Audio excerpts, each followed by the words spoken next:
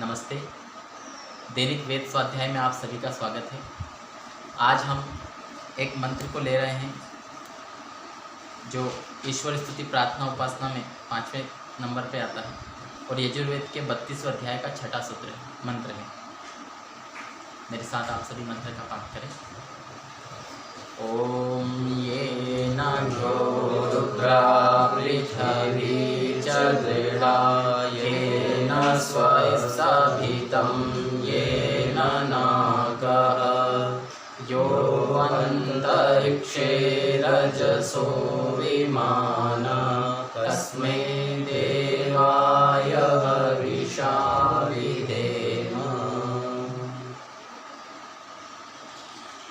इस मंत्र में कहा गया है येन द्योरुग्रा पृथ्वी च दृढ़ा, अर्थात जिस परमात्मा ने तीक्ष्ण स्वभाव वाले सूर्य आदि और भूमि को धारण किया, येन स्वस्थभितम, अर्थात जिसने स्व अर्थात सुख को धारण किया, येन नाकः, अर्थात जिसने दुख रहित मोक्ष को धारण किया, यो अंतरिक्षे रजसो विमान, जिसने अंतरिक्ष में विशेष मान युक्त लोक लोकांतरों को, जैसे आकाश में पक्षी उड़ते हैं वैसे ही सब लोगों का निर्माण करता और भ्रमण कराता है।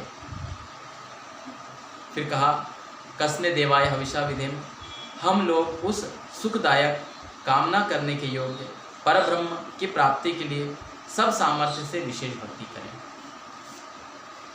यहाँ पर हमने देखा कितनी सुंदर व्याख्या इस मंत्र की है। येन द्योरुग्रा, ध्यो बोलते हैं 3 प्रकार के लोक होते हैं, भूलोक, द्युलोक और अंतरिक्ष लोक। भूलोक तो ये पृथ्वी है और द्युलोक है जो सूर्य आदि जो चमकने वाले नक्षत्र आदि हैं उनको कहा, और अंतरिक्ष जो बीच का गैप जो है ये खाली स्थान, इसको अंतरिक्ष कहा जाता है। तो जिसने इस द्युलोक को उत्पन्न किया, जिसने सूर्य और जो तारे आदि जितने नक्षत्र जिसने बनाया। दूसरा क्या कहा, ये न द्योरुग्रा पृथ्वी च दृढ़ा, जिसने दृढ़ पृथ्वी को बनाया।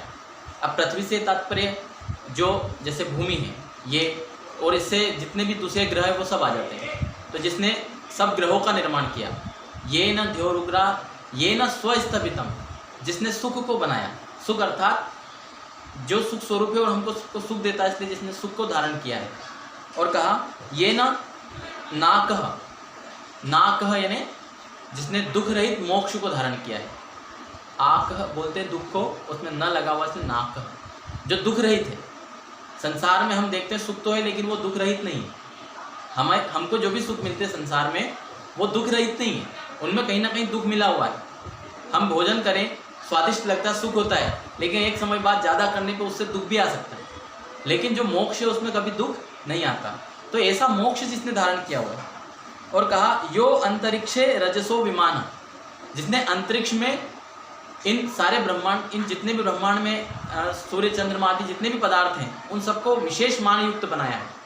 इन सबका विशेष मान युक्त इसलिए कहा जा रहा है क्योंकि विमान, अब विमान का ये अर्थ नहीं होना चाहिए कि जो विमान उड़ते हैं वो बनाए, विशेष मान युक्त। जैसे आकाश में पक्षी उड़ते हैं, अब ये हम देखते हैं आकाश में जितने भी पदार्थ हैं, पृथ्वी आदि जितने भी हैं, इनका कोई आधार नहीं है नीचे।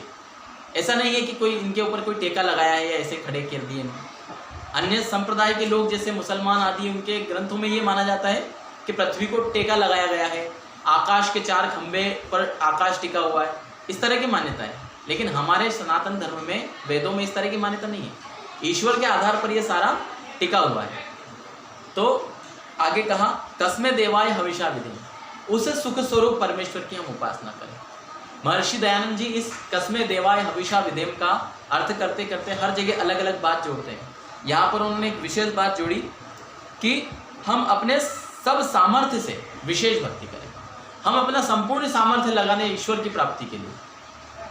जैसे कल हमने की थी, हम विशेष योगाभ्यास करें।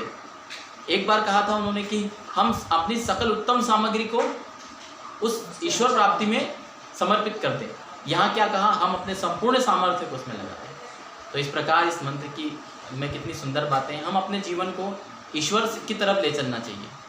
हम संसार में तो बहुत रह लिए, लेकिन ईश्वर को के बिना अगर संसार में रहते हैं तो हम परम सुख को कभी नहीं पा सकते। तो आप सबका बहुत बहुत धन्यवाद। ओम नमस्ते।